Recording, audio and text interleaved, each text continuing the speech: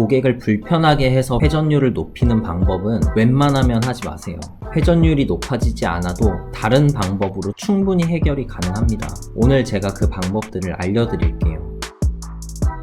안녕하세요. 카페 매출을 올리는 구조적인 방법에 대해서 같이 공부해 봅시다. 지난 영상에서 사실 제가 말씀드린 부분과 어느 정도 중복되는 내용도 있어요. 근데 너무 중요해서 다시 한번 더 자세하게 정리한다고 봐주시면 될 것 같습니다. 우리 카페의 매출을 올리기 위해선 매출이 안 나오는 이유부터 먼저 파악을 해야 됩니다. 대표적으로 세 가지 핵심적인 이유가 있는데 우선 그 첫 번째가 객단가가 너무 낮다는 겁니다. 카페 사업의 고질적인 문제점 중에 하나예요. 객단가가 너무 낮아요. 1인당 평균 객단가가 1만원 미만입니다. 둘이서 오면 음료 한 잔씩 2잔이랑 디저트 하나 정도 시키죠. 그걸 3개를 다 합쳐도 2만원을 넘는 경우가 거의 없어요. 한 사람당 음료를 막 2개씩, 디저트도 2개, 3개씩 먹으면 너무 좋겠지만 그런 경우는 잘 없죠. 사람들은 이거를 회전율이 낮아서 그렇다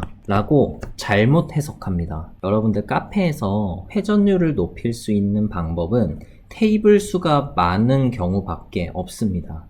불편한 의자 놓고 또는 2시간 이내만 사용해주세요 하는 문구를 넣으면 되는 거 아니에요? 라고 말씀하실 수 있는데 그건 해결 방법이 아닙니다. 그렇게 하시면 바로 재구매율이 떨어지는 걸 경험하실 겁니다. 즉 고객은 불편함을 감수한 카페에 굳이 다시 방문할 이유가 없어요. 여러분들의 카페에 테이블 수가 적다?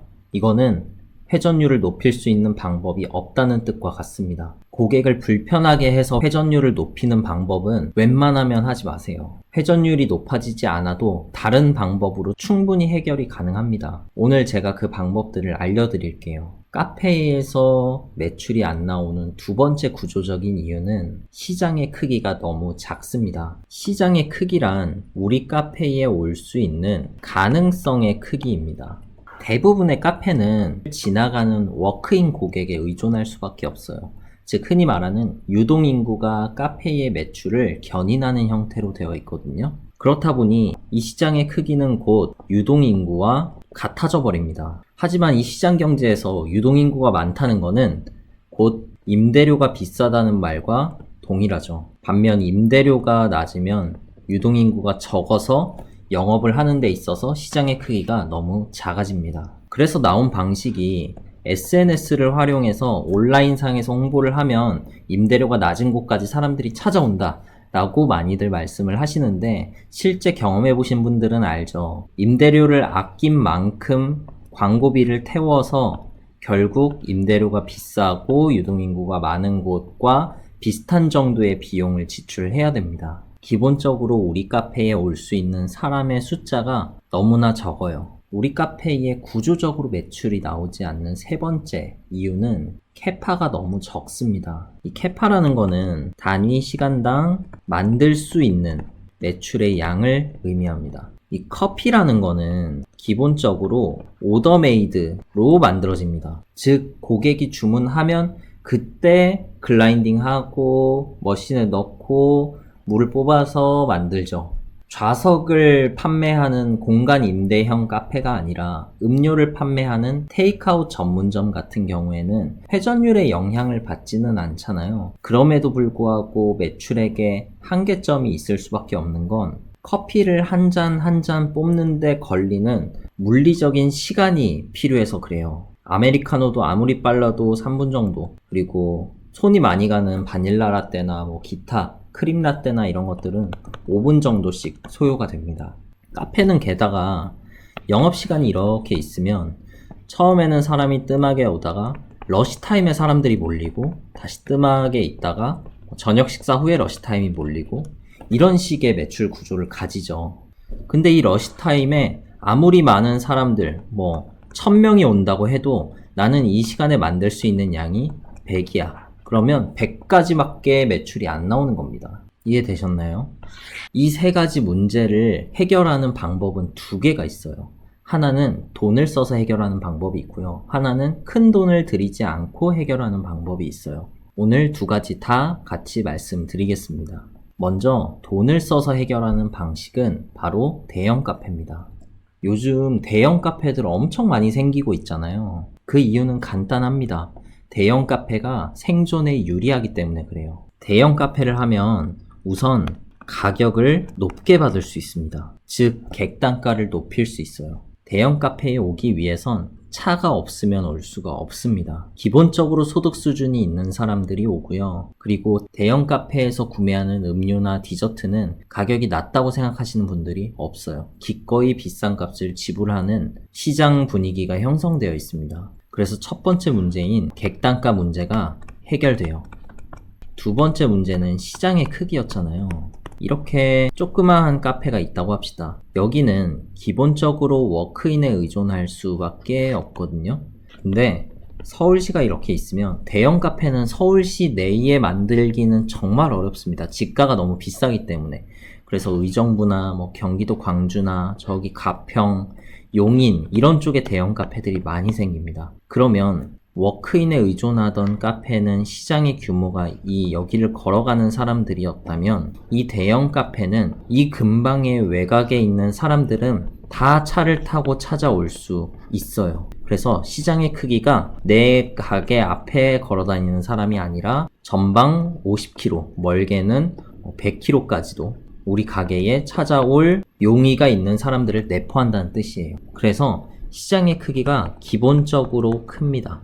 세 번째, 캐파는 거의 대부분 베이커리가 해결을 해줘요. 대형 카페 중에 베이커리 메뉴가 없는 대형 카페는 기본적으로 없거든요. 베이커리는 역시 레디메이드 제품입니다. 고객이 주문을 하면 그제서야 만드는 제품이 아니라 고객이 주문하기 전에 미리 만들어 놓은 제품들이 베이커리예요. 그렇다 보니까 아무리 많은 사람들이 와도 제품을 그냥 포장해서 전달해 주기만 하면 되죠. 그래서 여기는 러시타임에 대한 걱정보다는 재고의 예측, 그리고 로스를 어떻게 하면 줄일 수 있을지 이런 예측의 영역이 더 중요해집니다. 그리고 아무리 많은 사람들이 음료 주문을 많이 한다고 해도 기본적으로 대형 카페는 직원 수를 많이 보유하고 있기 때문에 캐파의 문제는 거의 없어져요. 이렇게 대형 카페를 하시면 세 가지 문제가 해결이 됩니다. 단, 대형 카페를 하는 데 있어서 굉장히 많은 투자가 필요하다는 그런 단점이 있죠.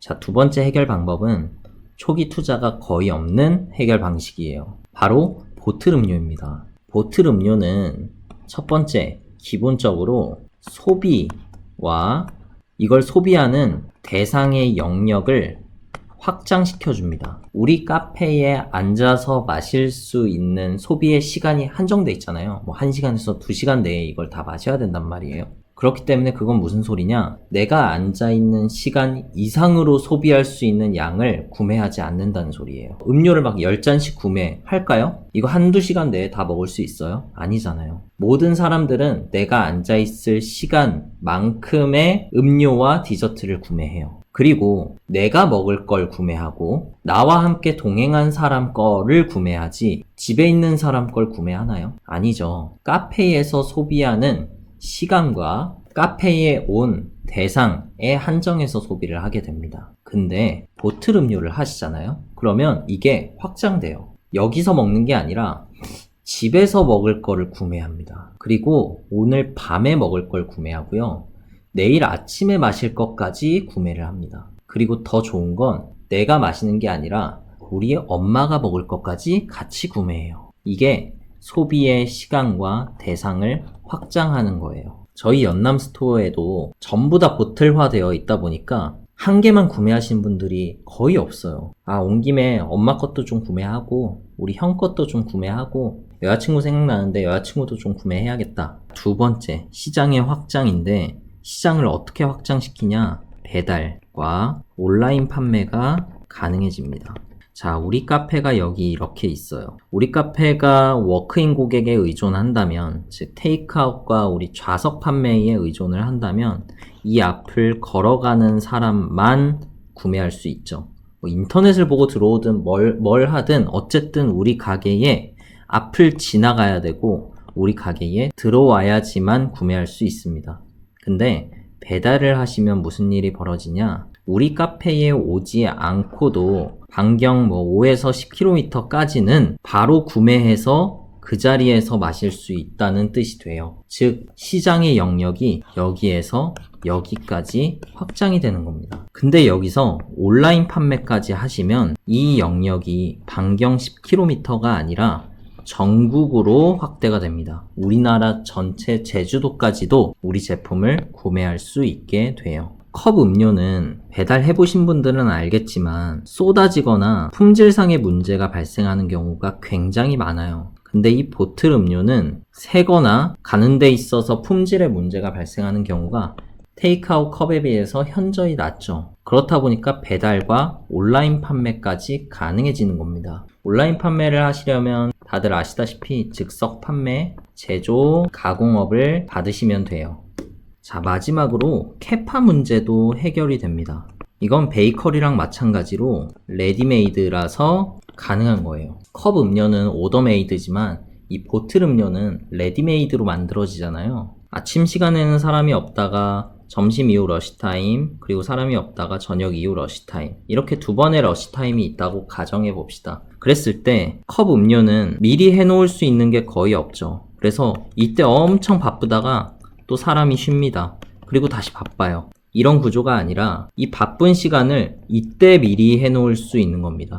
이 바쁜 걸 이때 미리 해놓을 수 있어요. 그래서 안 바쁠 때 미리 만들어 놓고 고객의 주문이 들어오면 그냥 주기만 하는 구조로 레디메이드화가 되면 캐파를 훨씬 많이 늘릴 수가 있습니다. 저희가 만든 모든 원액 베이스들은 이 보틀 음료에 특화돼서 만들어진 제품들이에요. 그래서 저희도 오프라인 행사를 하거나 연남 스토어에서도 전부 다 보틀로 플레이를 하고 있는 겁니다. 카페에 제품 가격은 높일 수가 없고, 근데 인건비는 너무 많이 올랐고, 매출이 갑자기 막 잘 나온다고 해도 사람을 더 써야 되는 문제 때문에 수익 구조가 나오기가 굉장히 어렵죠. 근데 보틀 음료로 이렇게 사람들의 한정된 시간과 노력의 리소스를 안 바쁜 시간에 분배해서 쓰면은 사람을 고용해야 하는 숫자도 반 이상 줄어들게 됩니다. 자, 다시 정리하면 카페에서 매출이 나오지 않는 문제점 3가지는 객단가가 낮아서 한 사람 한 사람이 들어오는데 나의 시간은 많이 뺐는데 쓰는 돈은 너무나 적다는 거. 2번째, 시장의 크기가 워낙에 작다 보니까 기본적으로 사람들이 우리 카페에 들어오는 숫자가 작다.